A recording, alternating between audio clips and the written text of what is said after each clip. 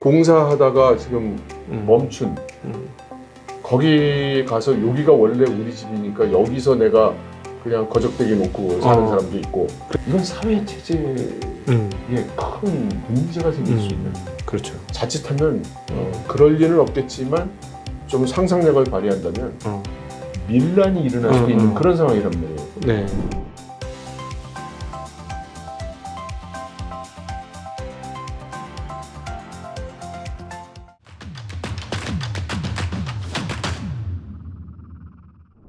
안녕하십니까. 증시각도TV 시청자 여러분, 투자자 여러분 반갑습니다. 여러분이 기다리시는 우리 중국 최고의 현장 전문가 이철 박사님 모셨습니다. 이철 박사님 어서 오십시오. 네, 안녕하세요. 네, 안녕하십니까. 네. 저희가 다른 채널에 비해서는 한국에서는 그래도 중국을 굉장히 열심히 하는 채널인데요. 예, 계속 업데이트를 하고 있고 최근에 변화가 굉장히 큽니다. 이번에 LPR 금리를 생각보다 좀 한 0.1% 내리지 않겠느냐 했는데 0.25%나 내리면서 확실히 위기감을 중국 정부가 가지고 있다라는 걸 보여줬어요. 그래서 이제 지금까지 2주 연속 주식시장이 이제 반등을 했고 향후 어떻게 될 거냐인데 저가 이제 직접 중국을 다녀와 보니까 그때 말씀하셨을 때 1억채 이후에 굉장히 심각함을 느끼고 이제 전기차도 보러 갔고 그 동네 이제 부동산이 어떤가 이렇게 봤더니 대략 우리나라보다 한 2배 가격 비싼 것 같더라고요. 일선 도시 기준으로 선전이 그 1세제곱미터당 1,250만 원, 그럼 한 평 기준으로 대략 한 4천만 원 가까이 되는 거니까 그러면 우리나라 웬만한 서울 집값 아주 비싼 데 빼고는 더 높은 가격이고 반면에 월급은 한 절반 정도 되지 않습니까? 우리나라 평균적으로 보면 평균적으로는 절반이 안 되죠. 아, 절반 아직 안 됩니까? 네, 절반 아직 안 되죠. 한 150만 원 내외쯤 된다 그러던데. 아, 그게 우리가 보통 중국을 출장을 가면 주로 대도시를 가잖아요. 그렇죠. 그러니까 대도시, 일선 도시의 대졸자 급여를 기준으로 생각하기 때문에 그런 말씀을 하시는 거고요. 근데 뭐 중국 전국 평균 그럼 당연히 그렇게 안 됩니다. 그렇군요. 그러면은 실질적으로 부동산 가격이 우리나라보다 훨씬 비싼 거네요. 한국도 지금 평균 기준으로 좀 비싸다고 하는 편이고 부채 비율이 꽤 높아서 GDP가 오르거나 아니면 부채 비율을 내리거나 근데 하는 입장인데 지난번에 1억채 빈집 뭐 이런 얘기도 하셨습니다만은 저희가 그럼 대충 보면 3대 1 정도 부동산 가격이 더 떨어질 수도 있다는 계산이 나오는데 그러니까 한국도 지금 부동산 가격이 과다하게 올라가 있는 상태라고 할 수 있을 것 같고요. 중국은 뭐 말할 것도 없습니다. 그래서 그 현장에 계셨던 분들한테 얘기를 들어보니 지난 20년간 거의 항상 부동산 가격이 올랐기 때문에 중국에 계신 분들이 재테크를 그냥 부동산을 사놓기만 하면 자기는 무조건 부자가 된다. 그렇죠. 생각을 해서 빈집이라는 게 그게 주인 없는 빈집이 아니라 한 채 산 게 아니라 2채, 3채, 5채, 10채씩 사서 그랬다고 하는데 현장에서 보시면 진짜 그렇습니까? 예, 실제로 그렇습니다. 그러니까 부동산 투자를 하는 그 스케일이 우리가 상상을 할 수 없을 정도의 스케일로 이렇게 해요. 뭐 중국에 살고 계시는 분들은 모두 다 아시는 얘기겠습니다만 그 원조 아줌마 라는 단어가 있거든요. 원조 아줌마? 원조는 그 원저우? 그 이제 도시 이름이고요. 중국 남방에 있는 도시 이름이고 거기 있는 사람들이 이 부동산 투자를 많이 하는 거예요. 근데 우리나라의 복부인 얘기하듯이 원저우의 복부인들이 원저우에서 부동산 투자를 해서 돈을 좀 번 다음에 전국을 다니면서 이제 부동산 투자를 했던 거예요. 그런데 이제 스케일이 이 몇몇 아줌마들이 예를 들어서 7, 8명이 묶어서 예를 들면 옛날에 개할 때 개주가 나오는 식으로 그 개주가 하나 나옵니다. 그럼 이 개주가 쭉 모여가지고 다시 그룹을 이루어가지고 자기들이 찍어둔 그 분양, 아파트 분양하는 데를 가요. 그래서 이제 어떤 식으로 딜을 하냐면 103동을 우리한테 팔아라. 그 그룹이? 동호회가? 쉽게 얘기하면 부동산 동호회가? 그렇죠. 그럼 가서 이제 뭐 어떤 집을 내가 사겠다 이러는 게 아니라 103동, 105동, 2동은 우리가 살게. 가격을 30% 깎아주라. 이런 식으로 딜을 하는 거예요. 35% 깎아주면 오늘 그냥 현찰로 주고 다 끝내겠어. 뭐 이런 식으로. 그래서 이게 원조 아줌마라고 해서 또 네. 유명합니다. 이제 그런 식으로 그동안 개혁개방 이후에 언제나 외부에서 자본이 들어오고 네. 언제나 무슨 일을 사업을 하면 뭐 일부 망하는 기업도 있지만 대세는 그 경제가 계속 이렇게 성장하고 네, 그러니까요. 거기에 따라서 토지는 항상 수요가 있고 네. 아파트에 대한 수요는 계속 있어 왔고 네. 부동산 가격은 계속 올라왔으니까 이제 이런 일들이 비일비재하게 이제 일어났던 거죠. 아, 예. 20년을 내리 우상향을 하니까 예. 사실 그 사이에 실패를 봐본 적이 없는 거잖아요. 거의 그렇죠. 2008년도 잠깐 주춤했겠지만 네. 그때도 금방 넘어갔고. 네. 그러니까 중국 분들이 재테크, 특별히 부동산 재테크를 해가지고는 주식으로 해서는 중간중간 망조가 난 일이 있었으니까 네. 2015년에도 깨졌고 그러니까 네. 부동산은 2015년은 잠깐 떨어진 거 외에는 버틴 사람이 무조건 이긴 거니 네. 그냥 여기까지 온 거고 그다음에 이 부동산 스케일이라는 게 집 한두 채, 두세 채가 아니라 예. 많게는 수십 채씩 사가지고 예. 버티면 이기는 게임을 예. 했다라는 거죠. 그렇죠. 그러면 지금 생각이 드디어 바뀌었을까요? 그렇죠. 지금은 다들 이제 부동산이 이제 끝에 왔구나라고 생각하는 사람들이 이제 많고요. 네. 특히 많이 배운 사람일수록 그리고 가지고 있는 부가 큰 사람일수록 그렇게 생각하는 것 같아요. 예. 그 반대가 아니고. 네, 근데 이제 좀 아직 좀 작은 도시나 네. 지방에 있는 분들은 아직 그 감각이 그만큼 오르지는 않은 것 같고요. 그렇군요. 네. 그러면은 그걸 기준으로 본다면 만약에 정말로 한 3년에 걸쳐서 지금 턴한 거잖아요. 예, 부동산이 예. 안 된다고 하는 생각들이. 네네. 그럼 이분들은 앞으로도 그 부동산을 어떻게 해결을 해야 될 건데 아직 거래량이 많지 않은 걸 보면 네. 해결을 못하고 끙끙 앓고 있는 과정이 지금 시작이 된 거네요. 어떻게 보면. 그렇습니다. 이미 몇 년 됐죠. 예. 어, 왜냐하면 이거를 좀 사람을 나눠서 볼 수가 있는데요. 예.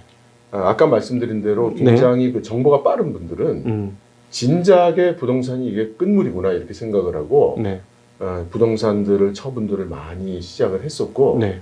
그렇게 해서 자본을 현금화하기도 하고 가능하면 이제 중국 밖으로 좀 도피랄까? 네네. 하여튼 그렇게 이전을 하느라 노력을 많이 했었죠. 네네네.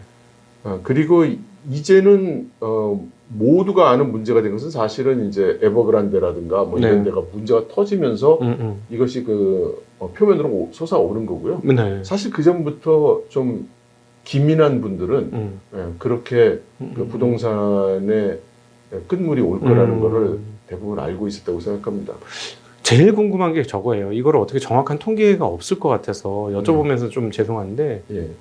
도대체 얼마나 안고 지금 있는 것이냐. 지금 제가 보기에는 부동산이 본격적으로 쓰러진 건 아니거든요. 이게 예. 부동산이 자빠졌다고 하면 거래가 터지면서 마구잡이로 파는 물량, 그냥 투매 물량이 나와야 이게 진짜 문제가 심각한데 보니까 투매 물량까지 나오는 것 같진 않고. 투매 물량은 나오기 어렵습니다. 네. 투매 물량은 나오기 어려워요. 네. 지금 우리가 현재 부동산 얘기를 하지만 네. 지금 떠들고 있는 중국의 부동산은 대부분 주택에 대해서 얘기를 하고 있습니다. 그렇죠. 네. 그런데 우리가 거론하고 있지 않은 그 상용 부동산도 지금 문제가 숨이 턱에 차 있다는 거를 일단 먼저 말씀드리고요. 예. 그러니까 주택의 경우에 그 구조가 네. 지금 문제가 돼 있는 것은 사실은 표면적으로는 이 부동산 개발업자, 디벨로퍼들. 그렇죠. 네. 근데 원칙적으로 디벨로퍼가 문제가 생기면 디벨로퍼한테 자금을 융자해서 금융권에 이제 문제가 생기는 것인데 네. 아무튼 이 디벨로퍼가 그 주택을 완공하지 못하고 쓰러지면 이 디벨로퍼로부터 집을 산 많은 주민들이 문제가 되는 거예요. 일반 그 소비자가. 네네. 근데 일반 소비자들도 전부 은행에서 주택 담보 대출을 받았잖아요. 네네네. 그러니까 실제로 지금 현재 디벨로퍼들이 문제가 생기고 쓰러지고 하면서 직접적인 피해를 입고 있는 것은 바로 이 소비자들이에요. 그렇죠. 현재 집을 못 받고 있으니까. 예. 근데 이 경우 은행은 소비자에 대해서는 담보 가치가 남아 있을까 우려되는 그런 케이스도 있지만 네. 어쨌든 은행은 이 소비자들을 쥐어짜서 돈을 받아갈 거예요. 그러겠죠. 그런 상황이고 디벨로퍼가 이제 따로 빌린 돈들은 은행에서 돈을 빌리는 게 한계가 있었기 때문에 네. 대부분 이번에 중즈라든가 중스. 네, 이렇게 그 다른 제2금융권 이런 데서 돈을 많이 빌렸단 말이죠. 그러니까 이게 제가 보기엔 중스그룹이 자빠진 게 일종의 우리가 그동안 많이 얘기하던 그림자 금융 그런 자금 아니겠습니까? 이제 그렇게들 얘기들을 하시는데요. 네. 사실은 그림자 금융을 어떻게 정의할 것인가에 따라서 좀 많이 달라요. 네. 예, 원래 그림자 금융이라는 말이 시작해서는 이 중즈 같은 경우에는 엄연한 그 금융 기업입니다. 네네. 그리고 허가된 대로 투자를 한 거고요. 네. 그러니까 몰래 한 게 없잖아요. 그렇죠. 예, 그런데 뭐가 그림자 금융이겠어요? 그래서 저는 중즈 같은 경우에 그림자 금융이라는 말을 쓰기에는 조금 어폐가 있다 이렇게 생각하고요. 네. 원래 그림자 금융이라는 건 뭐냐면 중국이 전통적으로 은행에서 주는 예금 이자가 굉장히 낮습니다. 네네. 거의 없다고 보면 뭐 다른 게 없어요. 네. 근데 예금을 해서 대출을 받으려는 기업들은 많죠. 그러겠죠. 이런 디벨롭들은 돈만 받을 수 있으면 그렇죠. 성공할 수 있으니까. 예, 뭐 디벨로퍼들도 있고 일반 제조업자도 있고 하여튼 뭐 네. 기업이라고 활동을 하고 있으면 모두 자금을 은행으로도 빌리를 하죠. 왜냐하면 한 10년, 20년 전만 해도 중국의 사채 금리가 우리도 옛날에 그랬지만 월 2부, 3부 이랬어요. 그런데 은행에서 빌리면 아무리 높아봐야 6, 7%란 말입니다. 연으로 볼 때. 예. 그러면 일단 이자 부담이 금융 비용이 3분의 1이잖아요. 네. 3분의 1은 4분의 1이거든요. 그렇죠. 그러니까 이런 기업들은 무조건 은행에서 돈을 끌어들일 수 있는 데를 끌어들이면 이익인 거예요. 그렇죠. 그런데 이 중국의 은행들이 대출 조건도 까다롭고 관료주의도 많고 뭐 이게 전부 국가은행이다 보니까 이 돈을 빌리기가 쉽지가 않아요. 네. 근데 은행은 돈을 빌려주고 싶어도 또 내부에 이런 규정 저런 규정 이런 정책 저런 정책이 또 이만큼 많단 말이죠. 이걸 다 만족시킬 수 있는 기업들이 별로 없는 거예요. 그러겠죠. 네. 네. 그리고 그런 조건을 다 만족시키면 본인이 뜻해서 뭐 그렇게 자금 수요가 많지가 않아요. 예를 들어 우리가 알고 있는 예를 들어 텐센트라든가 이런 회사들은 대출이 되는데 본인들이 대출을 안 쓰는. 대출을 쓰는 게 아니라 텐센트 같은 데는 은행 모아놓고 너희들 중에서 가장 좋은 조건으로 나의 돈을 가져갈 은행을 선택해 주마. 뭐 이제 이런 갑의 형편이란 말이죠. 그래서 여기에 등장하는 게 뭐냐면 예를 들어서 차이나텔레콤. 회사 뻔듯하잖아요. 크고 국유 기업이고. 그러면 이 은행이 돈을 빌리려는 기업을 데리고 가요. 그래서 은행은 차이나텔레콤의 7%로 융자를 해줍니다. 100억 이렇게. 네네. 그러면 차이나텔레콤이 그 돈을 이 기업한테 연이율 12% 이렇게 해서 돈을 다시 빌려주는 거예요. 네네. 그리고서 은행 대출 책임자 1% 커미션 먹고 차이나텔레콤에서 이렇게 돌려준 CFO가 또 한 1% 먹고 이렇게 해서 빌려가는 거예요. 예. 그러면 이 최종 기업 입장에서는 자기는 7% 플러스 2% 해가지고 받았지만 9%로 받았지만 이거 뭐 30% 가는 이자에 비하면 뭐 이거 하나님이죠. 이게 그림자 금융이에요. 네네네. 요렇게 하는 게. 예. 그러니까 실제로는 뭐 담보니 뭐니 다 줍니다. 그리고 담보 평가도 은행에서 다 하고요. 그런데 이제 마지막에 그 빌려줄 때 그런 그 쿠션을 쳐가지고 기업이라든가 이런 데를 통과해서 이렇게 빌려주는 거죠. 그렇군요. 예. 그럼 오히려 디벨로퍼 입장에서는 그 돈이 아니라 조금 더 금리가 높은 쪽에서 많이 땡겼겠네, 돈을. 그렇게 봐야죠. 제 느낌에는 그럴 것 같은데요. 예. 우리나라도 디벨로퍼들 몰리면 뭐 엄청난 금리로도 돈을 끌어 쓰잖아요. 지금도 뭐 두 자릿수니까. 그러면은 그렇게 했던 기업들이 가장 먼저 휘청거리기 시작했을 테고, 빌려준 중추기로 그룹이 그런 기업 중에 하나인 거죠. 돈을 디벨롭들한테 빌려준. 그럼 중추그룹이 자빠진 건 이제 시작일 수도 있겠네요. 그렇죠. 근데 중즈의 이번 사태에 말씀드렸나 모르겠는데 사실 그 파운더가 갑자기 사망한 것이 시발이 됐기 때문에 그렇죠. 그러니까 어떤 계획과 노력을 추진해 오다가 하다 안 돼서 터져 나온 게 아니라 네. 어떤 의미로는 이게 CEO 갑자기 부재. 사건으로 네. 예측할 수 없었던 사건으로 터져 나온 거라고 이렇게 생각할 수 있죠. 그러니까 이 회사는 좀 특별한 그룹이고 아직까지 네. 그러면 본격적으로 존투그룹 같은 어떤 디벨롭이나 이런 쪽으로 자금 지원을 해주었던 그걸 비즈니스 모델로 가지고 있었던 회사들이 문제가 된 건 아직까지는 안 터진 거네요. 아니요, 터지고 있습니다. 터지고 네. 있는데 아직 크게 뉴스화가 안 되고 있을 뿐이죠. 그런데 지금 하나씩 둘씩 계속 터지고 있어요. 이게 그럼 예를 들자면 어디가 더 큰 규모일까 또 고민 생기네요. 주택 구입자들은 못 띄워준 문제가 되긴 하겠지만 아까 잠깐 얘기했던 일종의 복부인들, 원조 아줌마들, 그분들 같은 경우는 여러 채를 사놔가지고 아무리 돈을 벌어놨어도 이게 지금 여기서 돈을 내주기만 하고 들어오는 돈이 없으면 상황이 굉장히 골치 아파질 것 같은데 말이죠. 사실 완공을 못한 주택을 구매한 소비자가 지금 최악의 상황이죠.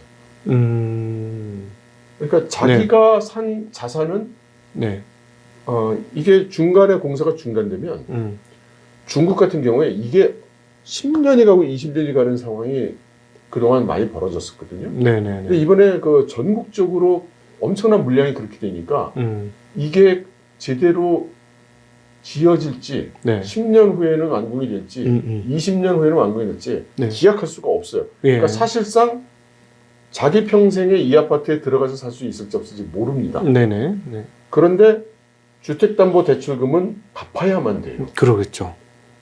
그러면 지금 그 아파트 가느라고 자기가 살고 있었던 집이 있더라도 처분을 했거나 이런 경우가 많지 않습니까? 그러니까 이 사람들은 자산이 엄청난 부채로 변하면서 또 지금 경제 상황은 실업이 높아가고 장사는 안 되고 그러니까 견디기 힘든 상황에 와 있죠.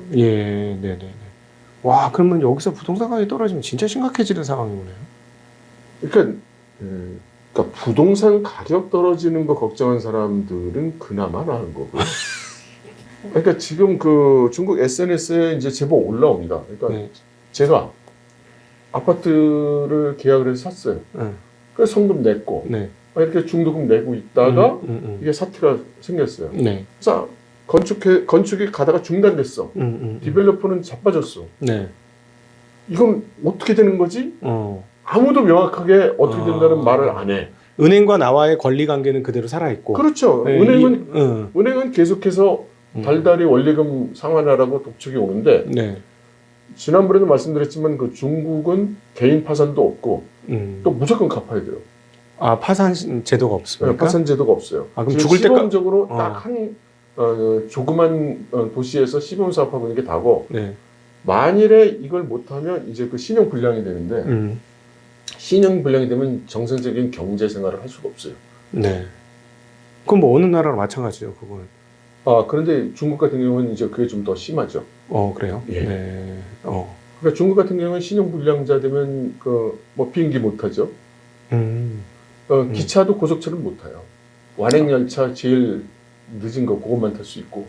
참고로 기차 탈 때도 신분증을 내거든요. 그렇죠. 그 신분증에 다 남는다는 얘기죠? 뭔가 그런 기록들이. 딱 하면 신용 불량자면 이거 너는 이 고속철 못 타. 이렇게. 살 수가 없어요, 처음부터. 선정 가서 직접 봤는데 왜 철도 타는데 왜 신분증을 찍는지 이해가 안 되는 거예요. 근데 찍더라고요. 그렇겠네요. 그걸 찍으니까. 찍고 그건 원래는 반테러 이런 보안 안보 문제 때문에 합니다. 그걸 오래전부터 했어요. 그러니까 그런 사람들은 이제 살 곳이 없어진 사람도 많이 있어요. 그렇겠네요. 그러니까 그런 사람 중에는 공사하다가 지금 멈춘 거기 가서 여기가 원래 우리 집이니까 여기서 내가 그냥 거적대기 놓고 사는 사람도 있고. 그렇지. 공사가 덜 되고 골조만 있는데 그 골조 안에 들어가는 사람도 있더라고요. 뉴스 뭐 이런 데 보니까. 그 논리가 그거죠. 여기저기 가면 쫓겨나니까 불황자 취급받고. 그러니까 여기는 내 재산이잖아요. 골조된 데다 텐트 치고 사는 거죠. 203호 자리. 요건 내가 203호 주인이야. 이제 아파트는 골조만 있지만 어쨌든 여긴 내 거야. 뭐 이렇게 써 있는 경우도 있고. 그걸 이제 중국 정부에서 그걸 끝까지 지어주라고 지금 계속 그러는 건데도 불구하고 그게 쉽지 않은 모양이죠. 그러니까 제가 드리는 말씀이 여기 한국 분들이 앉아서 야, 그 중국의 부동산 문제가 심각해. 이럴 때는 네. 그 논리가 네. 중국의 부동산 가격이 내려가 경제가 안 좋아지면 뭐 주가가 떨어져서 내 주식이 내려가 뭐 이런 감각이란 말이죠. 네네. 네. 근데 중국 현지 입장에서 보면 네. 이런 사람들이 하나둘이 아니잖아요. 그러겠죠. 네. 이건 사회 체제에 큰 문제가 생길 수 있는. 그렇죠. 자칫하면 그럴 리는 없겠지만 좀 상상력을 발휘한다면 밀란이 일어날 수도 있는 그런 상황이란 말이에요. 네. 그러면 중국 정부 입장에서 야, 집값을 올려야 되겠네가 정책의 우선순위가 되겠어요? 아니면 전국에 계신 이 수백만에 달하는 이 사람들, 이 사람들을 네. 처리해 주는 게 우선순위겠어요. 네.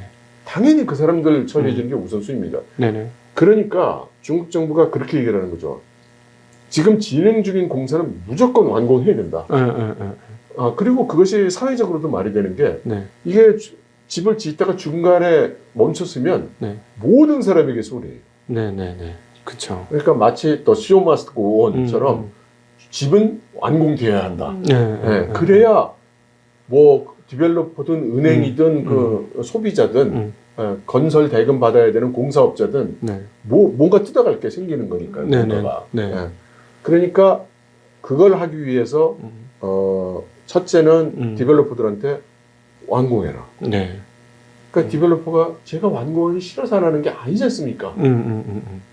그래서 지금 화이트 리스트 만드는 게 안 그래도 그 질문 하려고 그래서 만들어지는 거죠. 그 중에 요거 다 지을 때까지는 안 망할 것 같고 그 다음에 이 부동산 정책으로 그동안 더럽게 말을 안 듣는 애들이 많았는데 대중 말 잘 들어온 애들 그리고 이제 경제에 영향이 큰 애들 이런 애들부터 먼저 금융기관한테 은행들한테 돈을 융자를 해줘라. 그 화이트 리스트가 만들어진 이유가 그 돈을 그 융자를 해주라고 몇 번씩 지시를 했는데 은행이 융자를 안 해요. 그렇지. 어우, 저거 융자에서 우리 다 떼어요. 막 이런 그렇죠.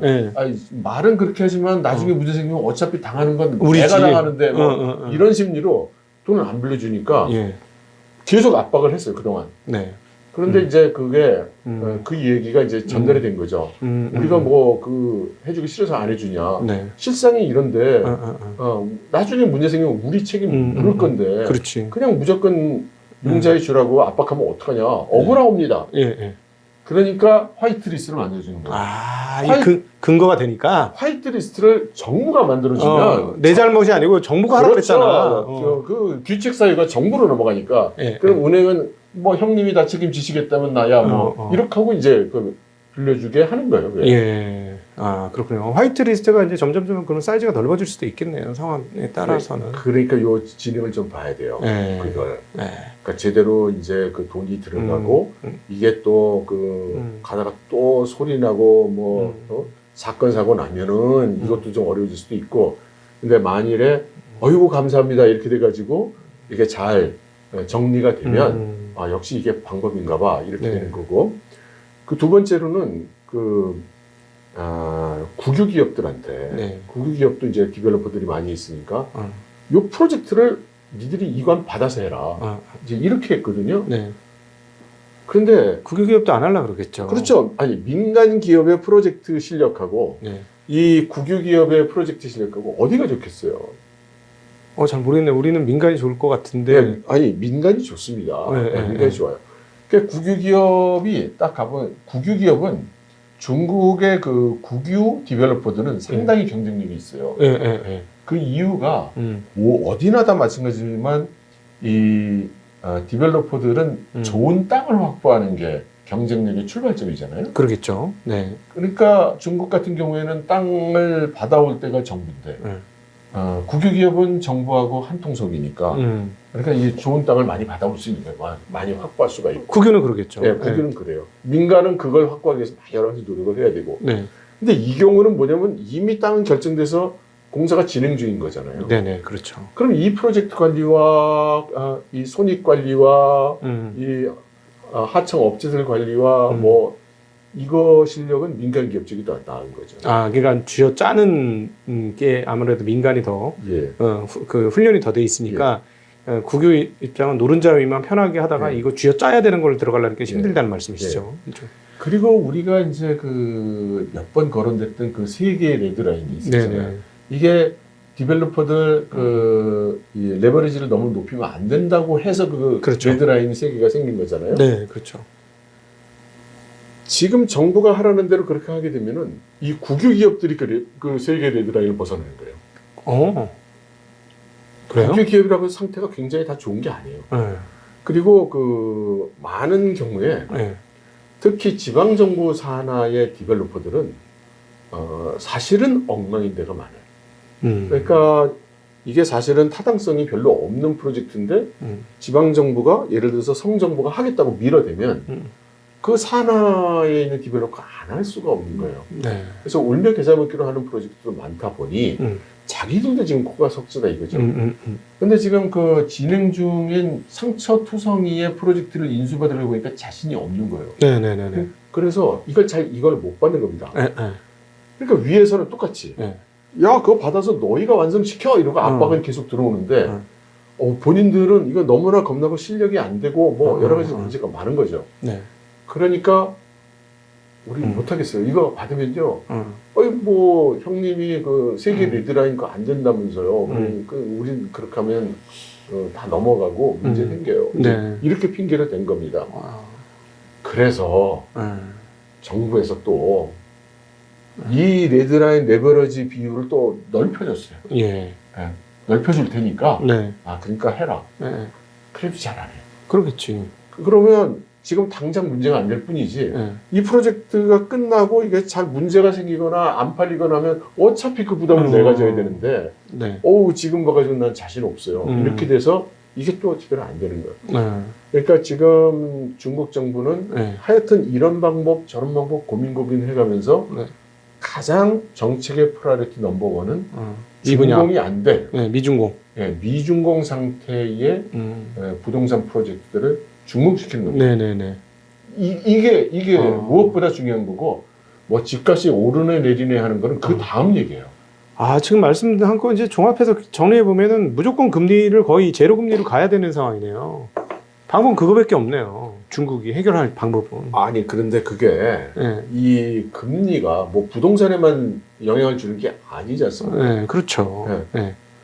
그러니까 이번에 금리를 많이 낮췄잖아요. 그럼 왜 그동안 그렇게 주저주저하고 금리를 안 낮췄겠어요? 그렇지. 그게 핵심이죠. 지금 안 낮춘 이유가 일단 금리를 낮추면 그러면 지금 상황에서 여러 그 기업이나 지금 그 주택담보대출을 가져간 소비자들의 부담은 줄겠죠. 그렇죠. 그럼 은행은 어떻게 해요? 은행은 뭐 그동안 벌은 걸로 빨아먹든가 아니면 힘들어지든가. 그러니까 지금 은행이 강자가 아니란 말이죠. 지금 중국의 은행의 상태들이 다들 조마조마한 상태란 말이에요. 은행이. 아니 원래 그 세계 레드라인이 나온 그 배경 자체가 이 부동산 레버리지가 가다가 삐끗하면 이거 우리 다 죽게 생겼으니까 망가진다. 그래서 몇 년 전에 시작을 한 거잖아요. 그게 지금 부동산 값이 너무 오르고 그래가지고 인민의 삶이 좀 피폐해지고 어려워지니 이 부동산 계속 올라가다 부채 비율 높아지면 서로 다칠 것 같으니 그래서 이제 레드라인을 시행한 게 아니라 이미 은행권이 냅뒀다간 큰일 날 것 같으니까 그래서 시행을 했다고요? 그렇습니다. 그게 4년 전 4년 전에 2020년 세계 레드라인이니 뭐니 이런 얘기 나오고 금융 시스템성 위기를 우리가 방지해야 된다 이런 얘기 중앙정부에서 하고 왕치산이 나와서 그 얘기하고 한 게 그 얘기고요. 이미 그 중국 정부가 그때부터 이거 잘못하다가는 이 부동산 때문에 지금 큰 문제 터지고 우리 은행들 큰일 나게 생겼다고 해서 이제 그 정책이 들어왔던 건데 마윈 같은 녀석은 거기서 중국 정부 무능한 놈들이 말이야 뭐 잘 알지도 못해서 그런 식으로 떠든 거예요. 그러니까 저는 마윈이라는 친구를 별로 그렇게 높게 평가 안 합니다. 그냥 그 친구가 그때 그렇게 얘기한 거는 자기가 이 소비자 금융, 소비자 금융하는 그 사업이 이 새로운 정책으로 인해서 이 돈 빌려주는 고리대금업을 못하게 돼서 네. 그래서 열받아가지고 떠든 소리거든요. 그러니까 지 이익만 생각해서 한 얘기예요. 마윈이 그때 한 얘기는. 무슨 말씀인지 알겠습니다. 왜냐하면 고리대금 쪽으로 넘어오는 사람이 점점 많아졌겠네요. 상황이 어려워졌으니까. 그것도 뭐 특별 허가 받아가지고 하고 있었는데 그래서 지금 이 상황에서 금융에 조금 압박을 줬다가 이제 문제가 생길 걸로 먼저 생각을 했어요. 그래서 이미 4년 전에 중국이 많은 지방 중소은행들이 도산할 걸로 예상을 했습니다. 그래서 그때 은행 청산법을 만들었어요. 예. 그래서 많은 그 지방에 있는 소규모 은행들이 망하면 어떻게 된다. 그 다음에 그 경영자들을 도덕적으로 문제 있는 경영자들은 처벌을 강화한다 등등 해가지고 그런 입법을 강화해서 그 전까지는 은행이 망한다고는 생각할 수가 없었기 때문에 은행이 망했을 경우에 어떻게 처리한다는 그 기준점이 없었어요. 네. 그래서 그걸 만들어 놓은 거예요, 그때.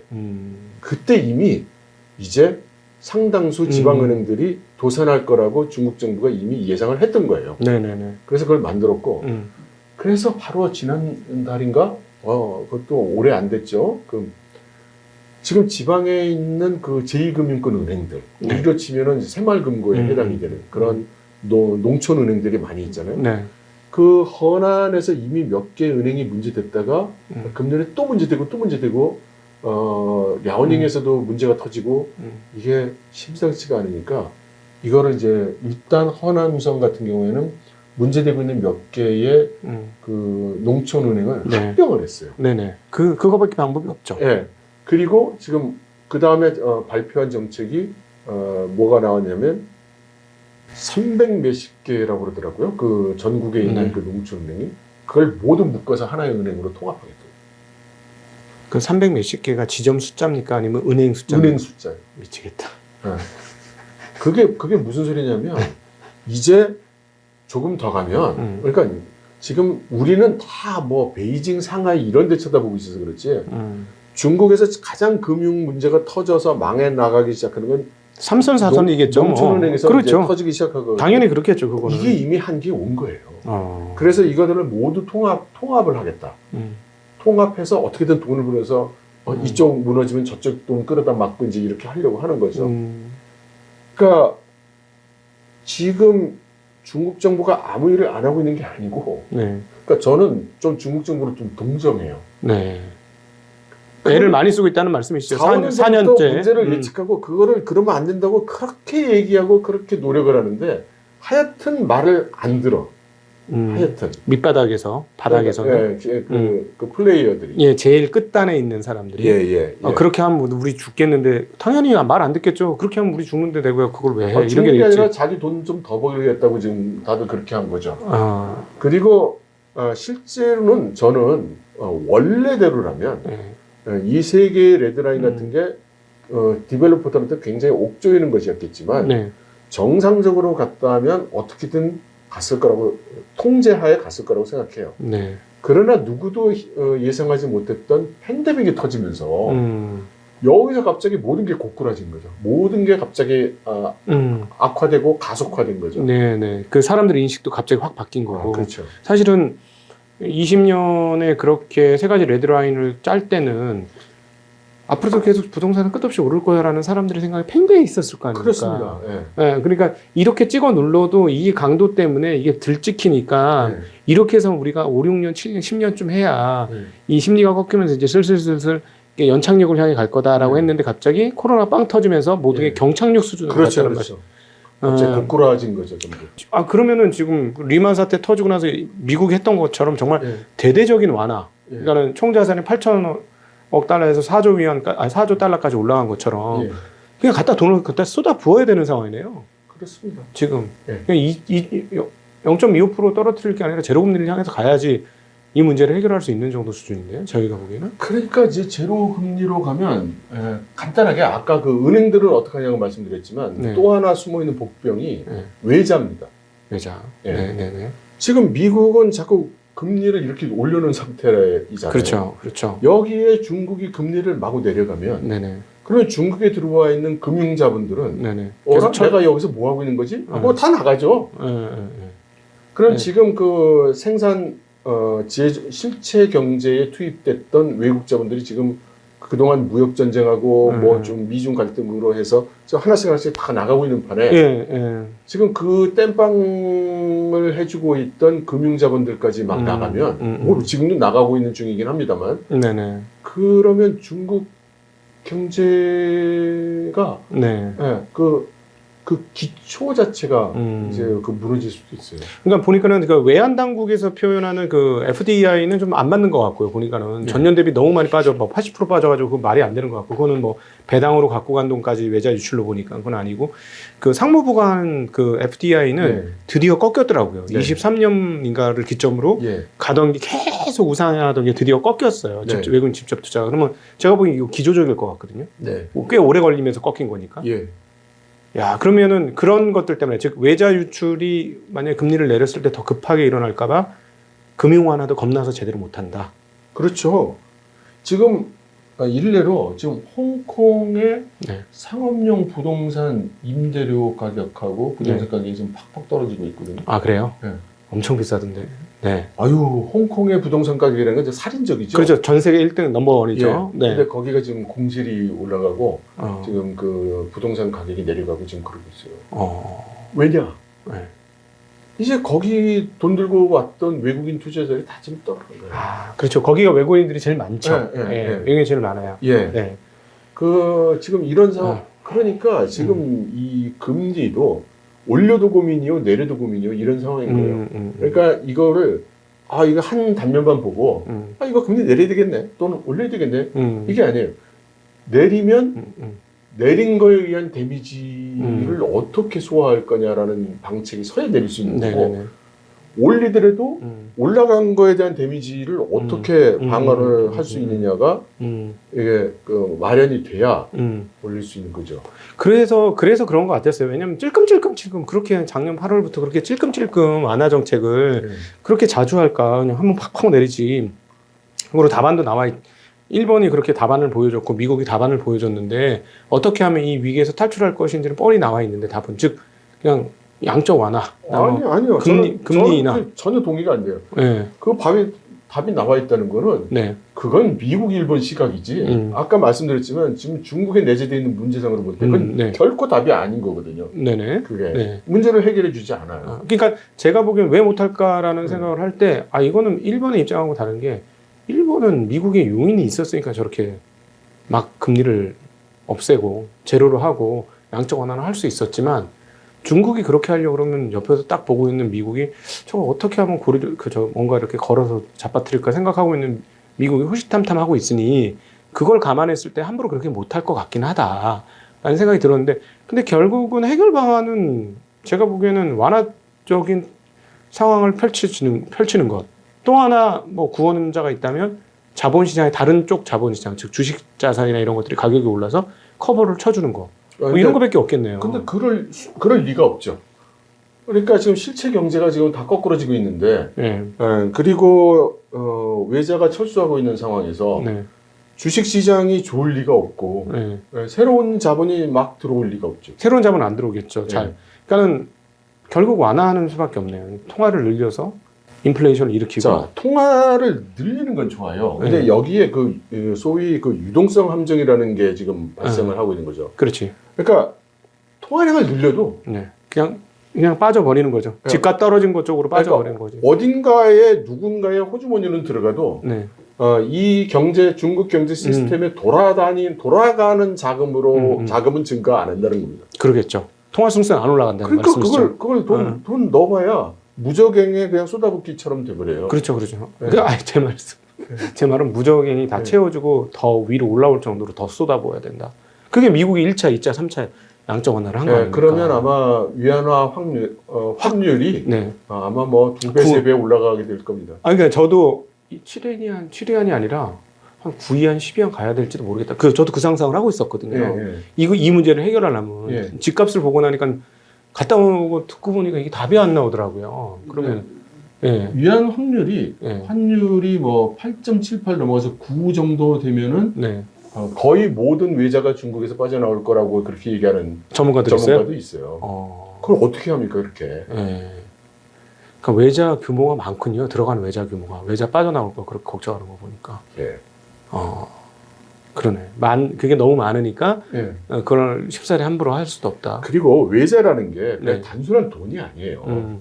외자가 빠져나가고, 그러니까 외자가 들어온다는 거는 외자와 함께 기술이 들어오죠. 사람과 기술과 정보가 이게 같이 들어오는 거거든요. 그렇죠. 네.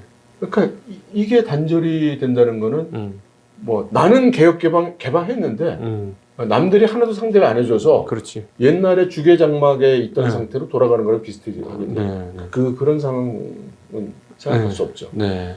그래서 완화가 되게 찔끔찔끔밖에 이루어질 수 없다. 그러니까 공격적으로 이루어질 수 저는 없고. 이제 이렇게 얘기해요. 그 완화가 하고 싶어서 하는 완화가 아니고 나는 완화를 안 한다는 게 이제 기본 정책이에요. 예. 나는 기본 정책인데 네. 너무 패는 거야 사람들이. 못 살겠다. 우리 죽어버리겠다. 우리 갑두기님처럼 왜 안 하는 거야 뭐 막 이러고 특히 외국 외국 투자자들은 환장하지 환장해 진짜. 경기 진작해야지 부동산 가격 올려야지 뭐 국내에서도 돈 있는 사람들은 다 돈 있고 힘 있는 사람들은 다 그렇게 얘기하지. 근데 그러면 안 된다고 생각하는 거예요. 우리 큰 정책은 그렇게 안 돼 있고 예, 그래서 부동산으로는 이제 그만 안 하는 그렇지. 그건데 이제 이런 도전이 이제 생기는 거죠. 네. 그러면 부동산 가격 안 올리고 내려가면 어떻게 하려고? 대안 있어? 대책 있어? 네. 그게 또 뾰족하게 안 나오는 거예요. 이렇게 가면 된다는 그런 말을 못 하겠는 거야. 네. 근데 알아. 이게 금리 올리는 걸로 해결 안 된다는 거. 그러니까 죽을 맛이라는 게 지금 이럴 수도 없고 저럴 수. 그러니까 막 압박을 받으니까 찔끔. 그러니까. 0.1. 그러면서 이걸로 어떻게 넘어가려나 그랬더니 뭐 소용이 없고 뭐 그러니까 또 찔끔. 그러다가 이제 뭐 정말 화끈하게 안 내놓을 거야? 그리고 이제 지금 그 시진핑 아저씨도 직접 이제 참여를 하기 시작하고. 그러니까 작년에 이 얘기 나왔어요. 인민은행장이 이제는 환율이 중요한 게 아니라 경기 진작이 중요하다 이 얘기를 딱 하더라고요. 그래서 얘네들 이제 끝까지 갔구나. 이제 못 견디겠구나. 게다가 시진핑 주석께서 증권거래소를 갔다는 거야. 은민은행을 갔다는 거예요. 저기 주석된 일에 처음으로 드디어 대수만가는 어쩔 수 없이 하는구나. 저희 눈엔 그렇게 보이더라고요. 그런데 지금 새 신임 인민은행장이 그 판공성 이 사람이 돌이켜 생각해 보면 원래 이 사람이 외환통이에요. 그리고 이 사람이 뭘로 유명하냐면 2015년에 중국에서 대규모 외화 반출 사태가 있을 때 그렇죠. 1조 위안인가 뭐 엄청났죠. 예, 1조 달러. 1조 달러입니까? 1조 달러 유출될 때 그때 그 외환을 막느라고 그때 리커창 총리도 침대 들고 가서 한 달 동안 있었고 그 금융 막는 책임자 노릇을 했던 사람이 판공성이에요. 판공성이 인민은행장이 된 거에는 물론 그 사람이 이제 그때 당시부터 해서 그 일로 해서 시진핑 주석의 신임을 받게 된 것 영향이 있고 그 다음에 승승장구를 했죠. 그러나 다른 자리도 많단 말이에요. 뭐 금감위 자리도 있고 증권위 자리도 있고 많은데 인민은행장을 시킨 거는 지금 인민은행의 역할 중에 외환 관리의 역할이 가장 크다. 그렇죠. 외환 유출을 막아야 된다는 거지. 자국 내 사람들에 의한. 그러니까 이제 뭐 그것도 되겠지만 좀 거시적으로 볼 때 외환의 정책 중요성이 지금 가장 크다.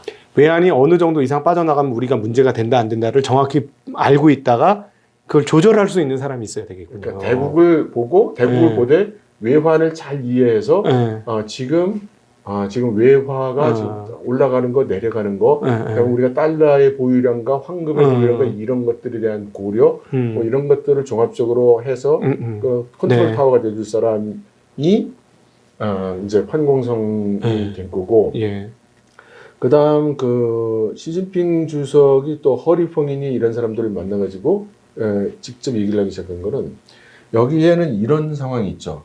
우리가 잘 의식을 안 하고 있는 것 같은데 지금 리창 총리가 되면서 당정 관계에 큰 변화가 있었단 말이에요.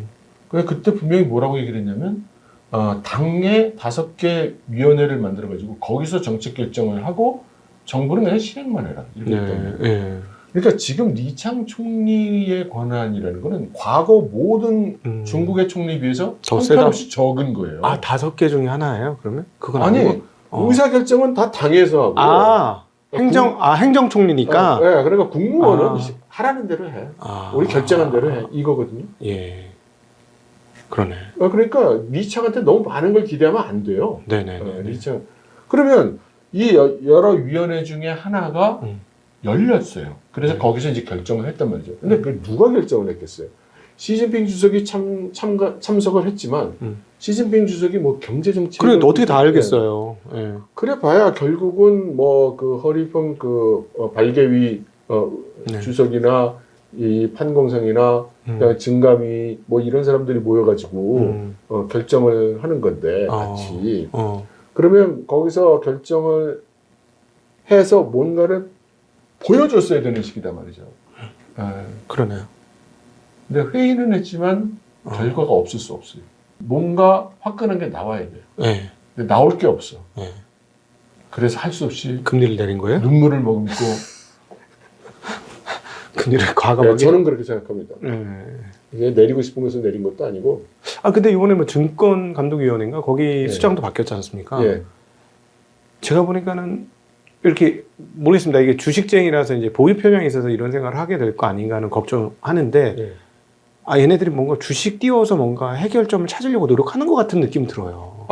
저는 시진핑 주석 그룹의 의사결정 과정을 너무 복잡하게 생각할 필요가 없다고 생각해요. 네. 제가 아는 한 이분들 생각은 비교적 단순 명료해요. 중국 증시에서 많은 외국 자본이 철수했거든요. 책임지라는 거죠. 100% 지분 투자도 됐는데도 불구하고 외국인 투자 자금이 안 들어왔죠. 그 사실은 4년 전만 생각하면 있을 수 없는 일인데. 그러니까 이런 상황이 오는 걸 넌 보고만 있었냐. 네가 책임져라. 옷 벗는 사람들은 되게 억울하겠다. 그러니까, 그리고 가만히 생각해보니까 너는 좀 옛날 저쪽 파벌하고 가까웠던 것 같아. 네? 역시 너는 뭔가 진지하게 일을 안 하고 있는 것 같아. 나가. 이렇게 된 걸로 저는 생각을 해요. 그러니까 지금 저는 중국 경제를 볼 때 모든 걸 떠나서 한 가지만 봐야 된다면 뭘 봐야 되느냐? 전 외화입니다. 시진핑 주석은 그동안 끊임없이 일관되게 하여튼 금융은 난 모르겠고 별로 중요하게 생각도 안 하고 실체 경제 이렇게 주장했거든요. 그래서 이 경제관이 경제를 쳐다보는 눈이 다 실체 경제와 돈이에요. 실체 돈. 그러니까 지금 중국의 돈이 많으냐 적으냐. 중국이 지금 돈이 많아요. 좋은 뒷주문에 은행이 많죠. 그러니까 중국에 두 가지 돈이 있다고 이렇게 생각해 보죠. 그러니까 위안화 자산과 외화 자산이 있어요. 크게 두 가지가 있어요. 위안화 자산은 지금 많이 나와 있어요. 지금 가계 저축 규모가 지금 사상 최대죠. 그렇죠. 기업 저축 규모 사상 최대예요. 중국 연기금 뭐 여러 가지가 있지만 뭐 의료보험이 이런 거는 지금 모자라지만 그 부동산을 사는데 보태주는 공기금. 이 공기금 같은 경우에는 지금 25조 위안 정도 규모가 준비되어 있는데 현재 그 대출로 나가 있는 게 5조 위안이고 지금 눈 뜨고 살아 있는 게 20조 위안 정도가 있단 말이에요. 그거 그대로 있어요. 그러니까 지금 중국이라는 경제체를 딱 하나로 이렇게 놓고 본다면 들어가 있는 돈은 지금 엄청나게 많은 거예요. 근데 뭐 돌아다니는 돈은 거의 보기가 힘든 거죠. 그래서 뭐 이거저거 하려도 잘 안 되고 여기에 이제 외화 쪽을 보면은 외화가 들어올 때 처음에 좋기는 이게 실체 경제로 제조업으로 해서 법인 설립하고 막 이렇게 해서 들어오면 좋겠는데 이게 지금 막 빠져나가고 그동안 몇 년 동안 빠져나갔고 그리고 이제 그거를 보충하기 위해서 여러 가지 그 금융시장 열어주고 이거 열어주고 저거 열어주니까 이제 외국의 금융자본들이 지금 많이 들어왔는데 얘네들이 이제 빠져나가는 거예요. 그러면 여기 지금 위안화는 돈이 있어야 돌지를 않고 외화는 빠져나가면 그럼 이거 큰일 났는데 이렇게 될 수밖에 없잖아요. 저는 지금 그 중국 경제의 가장 큰 지금 문제를 현재 상황을 어떻게 진단하냐면 막혔다. 이럴 수도 저럴 수도 없는. 네. 그러니까 뭐 아까 금리 말씀하셨지만 올리자니 이게 문제요, 내리자니 저게 문제요. 네. 뭐 다 통합 팽창이냐 수축이냐, 뭐 어느 쪽도 만만치가 않은. 그러니까 이제 화끈하고 분명한 정책이나 신호를 못 내놓고 네. 지금 우물쭈물하는 상황이 계속되어 온 거고 이것을 보고 있는 시장에서는 정부가 답이 없구나. 그럼 위험하구나. 네네. 아, 그러면 나는 나의 안전을 도모해야지. 네. 지금 이 모드로 지금 다 들어가 있고 이것이 다시 경기가 침체되게 만드는 원인이 되고 있고 네. 지금 그런 상황에 이제 와 있다고 보죠. 네네네. 그 지금 진단하신 게 정말 그런 것 같습니다. 왜냐하면 저축은 늘고 있는데 회전은 안 되고 있고 네. 생산자 물가지수, 소비자 물가지수가 계속해서 마이너스 빠져 있고 예. 집값이 뭐 추가로 얼마나 하락했는지 잘 모르겠습니다만은 일단 빠진 상태에서 뭐 추가로 하락한다는 얘기는 안 들리는데 불구하고 안 도는 거 봐서는 다 일단 보신하고 있는 그냥 자기의 안위를 도모하기 위해서 지금 약간 피해 있는 그런 상황이 분명히 맞는 것 같아요. 그렇죠. 지금 약간 멈춰 있는 상태라고 봐야 돼요. 그러니까 부동산을 내놔봐야 사는 사람도 없고. 아, 그래요? 네. 지금 뭐 매기가 거의 없죠. 지금 제 같은 그 단지에 살고 있는 친구가 네. 집을 팔려고 내놓은 지가 벌써 1년이 넘었는데 네. 보러 오는 사람도 없어요. 아니, 가격을 낮추면 되지 않습니까? 가격 낮췄어요. 네. 더 낮춰야죠. 그러니까 또 뭐 낮추고 또 낮추고. 그러니까 가격을 낮춰도 보러 오는 사람도 없어. 그러니까 사람들이 다 어떻게 생각하냐면 얼마까지 떨어질지 밑을 모르겠다 이런 지금 판단들이기 때문에 가격이 얼마 떨어진 거가 지금 그게 이 경기 유발 요인으로 별로 작동을 안 하는 거예요. 아, 세상에. 보통은 일정 수준 이상 떨어지면 거래가 붙는데 그게 너무 신기하네요. 근데 중국이라는 나라가 네. 상상할 수 없는 일들이 많이 일어나는 나라이기 때문에 그러니까 우리가 보통 이렇게 생각을 하죠. 주식이든 부동산이든 정도 이상으로 떨어지면 야, 이 정도 내려왔으면 이제 뭐 이런. 그렇죠. 중국에는 그런 감각이 훨씬 우리보다 없죠. 아, 그 하기가 근데 올라간 거 보면 정말 놀랍긴 해요. 그러니까 올라가는 것도 내려가는 것도. 아, 저는 그 가서 네. 얘기 듣고 네. 이게 진짜 정말 가능한 얘기냐 네. 할 정도로 정말 너무 신기하다. 보이차라고 그러죠? 아, 보이차? 예, 보이차 알죠? 유명하죠. 한국 비싼 건 엄청나게 비싸잖아요. 90년대에는 네. 그 사람들이 잘 몰랐어요. 네네네네. 네. 그러다가 갑자기 한국에서 열풍이 불면서 이게 무슨 만병통치약처럼 됐는데 중국도 그랬어요. 아, 그렇군요. 그 보이차가 가격이 막 오르는데 원래는 요렇게 하면 이제 우리나라 돈으로 한 5만 원 했던. 예, 한 덩어리? 예, 네. 5만 원 정도 했던 게 10만 원, 20만 원, 50만 원, 100만 원, 1000만 원, 3000만 원, 5천만 원. 나중에 이게 뭐 2억 가까이 되는 거예요. 고급품이. 아, 옛날에 고급품도 그렇게 안 비쌌었습니까, 그러면? 그럼요. 예. 그러니까 5만 원도 안 되는 가격으로 샀던 저로서는. 아, 그걸 사셨었어요? 사서 마시고 그랬죠. 예. 이게 이제 뭐 억대를 안 주면 살 수가 없는 고급품의 경우 네. 이게 말이 되나? 그러니까 비정상적인 가격이죠. 누가 생각해도 이게 뭐라고.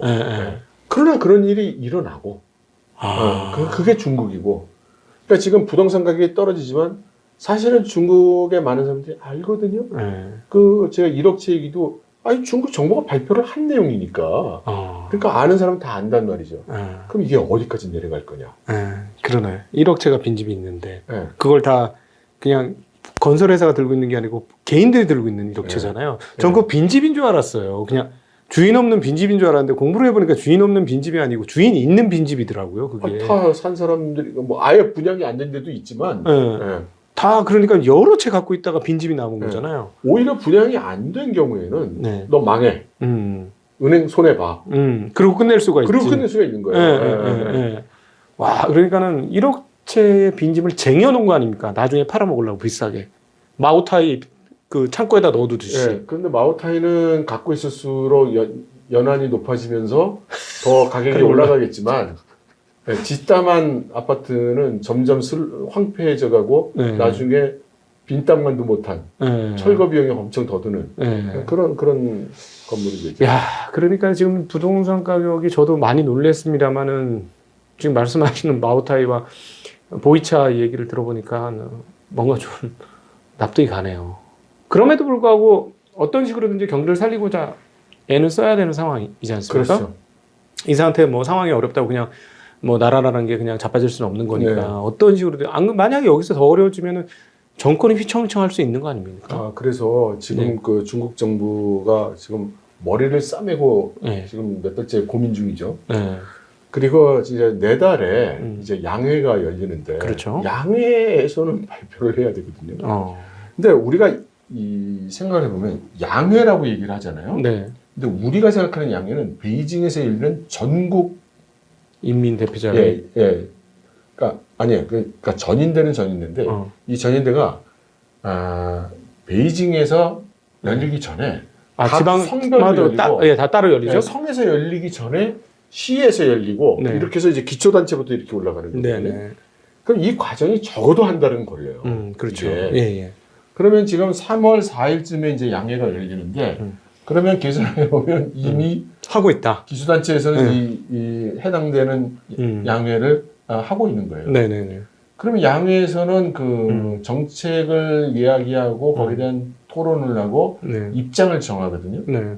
근데 보통은 그 입장이 중앙에서 지도부가 가는 입장과 다른 거는 얘기하기 어렵죠. 그렇죠. 네. 그러니까 중앙정부 이 정책에 다는 아니더라도 네. 상당 부분은 이미 1월까지는 다 정해져 있어야 되는 거예요. 그렇죠. 그래서 이게 이제 그 지방 각급 그대로 내려갔어야 되죠. 이제 지명이 되면서 네. 이제 소리가 조금씩 나옵니다. 네. 그리고 이제 토의하고 나오면 발표도 해야 되거든요. 그렇죠. 뭐 네. 미디어가 방문을 해요. 음.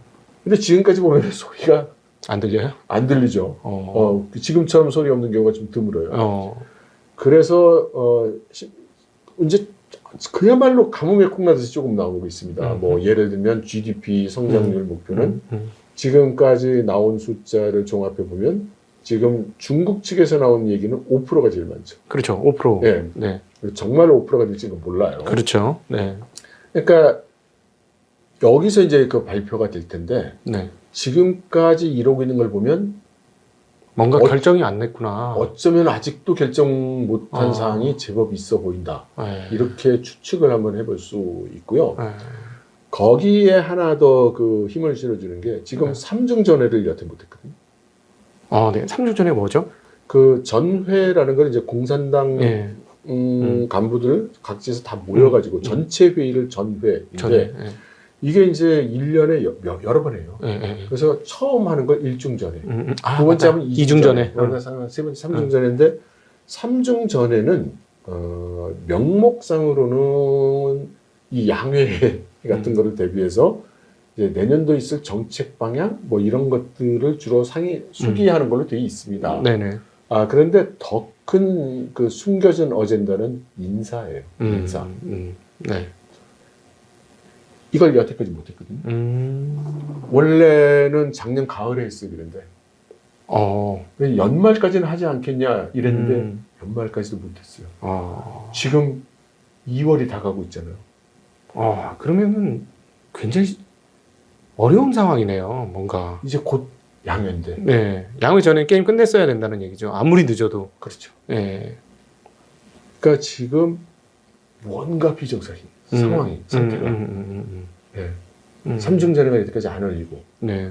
정책에 대한 발표 소문이 지금 극도로 적고. 네. 나오는 정책은 이 어떤 확신에 찬 정책이 아니고 솔루션이 없어 보인다고 네. 시장은 받아들이고 있고. 네. 그러니까 지금 핀치에 몰려 있는 상태인 건 맞다고 봐야 합니다. 오늘 너무 재미난 얘기 있었는데 혹시 저희가 이제 중국을 보면서 또 주의해야 될 부분이나 지금부터는 요거를 좀 중심적으로 봐야 된다 이런 부분이 있을까요?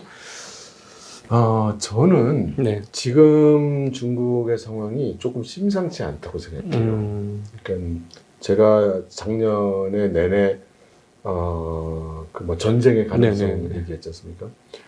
그래서 그 전쟁의 가능성을 경계해야 된다고 주장해온 사람으로서 지금 돌아가고 있는 상황은 약간 불안하다. 그러니까 이게 중국 정부가 현재 있는 여러 문제들을 해결할 수 있는 길을 찾든 못 찾든 나름대로 어떤 확신을 가지고 있으면 네. 이제 이렇게 하면 되겠네 하고 막 갈 거란 말이죠. 그러겠죠. 네. 그런데 본인들의 시선에서도 그게 잘 보이지 않는다면 그 탈출구를 어디서 찾으려고 할까? 예. 이게 자칫 잘못하면 이런 뭐 극단적 행동, 전쟁이나 이런 쪽으로도 얘네들이 몰리지 않겠느냐, 뭐 이런 말씀이시죠. 네. 그런 우려가 좀 듭니다. 그러니까는 탈출구가 없으니까 도저히 안 되겠다 해서 탈출구로 이상한 선택을 하려는 거 아니겠느냐. 그러니까 뭐 그럴 가능성이 있다면 이런 상황이 그런 가능성을 점증시키고 있는 거 아니겠느냐. 네. 그렇게 생각을 하고요. 네네. 그러다 보니 사실 그래서 저는 지금의 그 중국 관계된 경제 상황을 파악하거나 분석하는 데 있어서 지정학적 요인을 뺄 수 없다고 생각을 하고요. 네. 그래서 제가 그 인사이트 베이징이라는 세미나를 이렇게 조직을 하고 있는데. 그거 어떻게 잘 되셨습니까? 몇 분 모시고 중국에 가시는 거죠? 근데 뭐 다들 너무 급하다. 그리고 이 주제를 다 보는 사람이 있고 중국 쪽에서 보고 있으니까 이게 공개적으로 얘기하기가 어려운 면이 있어요. 그러다 보니까 이제 좀 모객이 잘 안 돼가지고 이걸 취소를 해야 되나 아니면은 좀 두세 달 지연을 딜레이를 해야 되나 지금 고민 중입니다. 네네네. 아무튼 그래서 제가 그 구성을 지정학적 요인, 그 다음에 지금 과학기술 정책, 그 다음에 금융 정책, 그리고 기타 이렇게 실물 경제 이렇게 해서 4가지 축을 가지고 이제 얘기를 할 거거든요. 근데 아마 우리 기업인들 입장에서는 각자 취해 있는 입장에 따라서 선택할 수 있는 수단은 많이 달라질 거예요. 좀 명확해야 될 필요가 있죠. 그러니까 이런 무력 충돌의 가능성이 얼마나 될 것이냐는 판단이 가장 상위 개념으로 필요할 것이고, 이제 두 번째는 우리 기업들 입장에서는 내가 지금 미국이 중국을 제재하는 산업에 속하는가 안 하는가를 좀 구분하실 필요가 있어요. 내가 하이테크 기업이 아니고 예를 들어서 내가 화장품을 한다든가 뭐 음식점을 한다든가 그러면 미국의 제재를 받을 이유가 전혀 없잖아요. 그렇죠. 오히려 미국은 원하죠. 그냥 단순한 제조업이라면 싸게 받고 싶어 해요. 중국에서. 그런데 대부분의 경우 이제 그 부품이나 중간재를 하다 보니 요게 어디에 쓰이느냐, 회색 요게 내가 대장 될까 안 될까 이 판단이 이제 둘째로 필요할 거고요. 셋째로는 뭐 중국에서 지금 철수를 해오든 또는 새로운 기회를 찾든 여러 자본 운영을 하는 새로운 방식을 좀 고민할 이제 필요가 있고요. 지금 역설적으로 지금 중국 정부가 코너에 몰리다 보니까 하여튼 요즘 발표하고 있는 외국 기업에 대한 정책은 혜택이죠, 혜택. 예전에 비하면 아주 놀라운 정책들을 지금 많이 하나씩 내고 있거든요. 근데 그 정책들이 지금 한국 언론에는 보도도 안 돼요. 그러니까 제가 볼 때는 한 10년 전에 이런 정책 내놨으면 뭐 전 세계가 난리 났을 정책인데 지금은 이제 전부 뭐 중국 난 이제 거기 끝났고 난 거기 나올 거고 이게 대세다 보니까 뭐라고 하든 말든 이제 신경도 안 쓰는 거죠. 그러나 만일의 경우를 생각하고 지금도 리스크 테이킹을 해볼 만한다고 생각하는 분들 입장에서는 이 정책을 100% 활용을 할 수 있는 좋은 기회다. 왜냐하면 중국 정부는 보여줄 필요가 있거든 지금. 내가 이렇게 외국 기업에 대해서 우호적인 정책을 새로 만들었고 나 농담 아니야 정말 그렇게 해준다라는 걸 보여주고 싶어하는 입장에 있으니까 이런 상황을 잘 이용해 볼 수도 있겠다.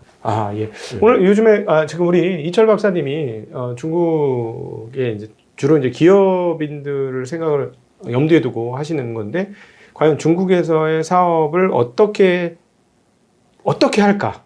통틀어서 어떻게 할까? 지금 하시는 분, 안 하시는 분 모두 합쳐서 이걸 어떻게 해야 할까에 대한 그런 그걸 뭐라 그래야 되죠? 세미나라고 표현하기는 적당하진 않은데 현지 탐방을 해서 다 이야기 나누는 그거를 소수 정예로 뽑고 계십니다. 그래서 어떻게 하면은 지원을 가능할까요? 그냥 인터넷에서 인사이트 베이징 이렇게 한번 검색을 해보시면 내용이 나오고요. 정말 만나기 힘든 분들을 만나고 깊숙한 얘기, 네네네. 그 실제 얘기를 들으실 수 있고, 네. 아마 본인들께서 생각하시는 사업에 어떤 의사결정을 내릴 수 있을 만큼의 네. 그런 인사이트를 드릴 거라고 그렇게 네. 생각합니다. 네. 아마 오늘 그런 상황에 처해 있으신 분들은 오늘 대담이 굉장히 도움이 많이 되셨을 것 같습니다. 제가 보기엔 저는 꾸준히 중국에 대한 고민과 생각을 저도 하는 입장이었기 때문에 오늘 대담이 개인적으로 너무 유익했고 너무 재밌었거든요. 예. 제가 너무 궁금한 점이 많았었는데 예. 이걸 제대로 해소를 못 하는 거예요. 요 부분들이 걸리는데 요거가 풀리면은 뭔가 될 것 같은데 오늘 그런 그 고리들이 많이 풀린 것 같아서 너무 우리 이철 박사님한테 너무 감사드리고 제가 우리 이철 박사님 초반에도 소개를 드렸지만 현장 최고 전문가다. 네. 이론가가 아니라 현장에서 직접 뛰셨고 직접 현장의 소리를 계속해서 귀담아서 그걸 수집을 하셔가지고 저한테 이런 얘기를 해주신 거라서 굉장히 큰 피가 되고 살이 되는 그런 시간이었습니다. 오늘 긴 시간 이렇게 함께 해주신 모든 시청자분들께 감사드리고 그리고 우리 이철 박사님께도 다시 한번 감사드립니다. 인사 같이 드리도록 하겠습니다. 고맙습니다. 네, 감사합니다.